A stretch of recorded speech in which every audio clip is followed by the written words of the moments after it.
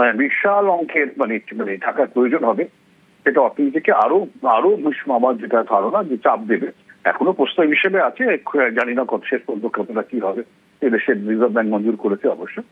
এখন যেটা সবচেয়ে কষ্টকর যে বঙ্গবন্ধু হিসেবে তিনি যে দিন মুক্তিযোদ্ধা স্বীকৃতি সেটাকে সই করিয়ে দিয়ে বলা হচ্ছে 26শে মার্চ যারা 71 সাল থেকে যারা স্বাধীনতা পাওয়ার দিন অর্থাৎ ডিসেম্বর 16 1971 যারা অ্যাকচুয়ালি যুদ্ধ করেছে ট্রেনিং নিয়েছে তাদেরকে মুক্তিযোদ্ধা বলা হবে, অন্যরা সহযোগী।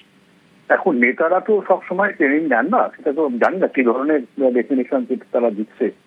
নেতারা সাধারণত কোনো নেতাই অ্যাকচুয়াল ট্রেনিং এ থাকেন না, যুদ্ধ করেন না, বোমা ছোড়েন না, গুলি চালান না, তারা নেতৃত্ব দেন।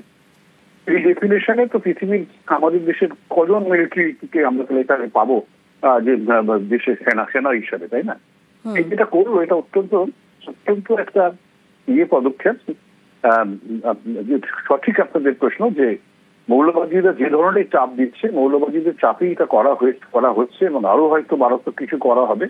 আওয়ামী লীগকে ব্যান করা এবং কোনোভাবেই তারা মনে করছে যে আওয়ামী লীগের কোনো ধরনের যেন প্রভাব কোথাও যাতে না থাকে।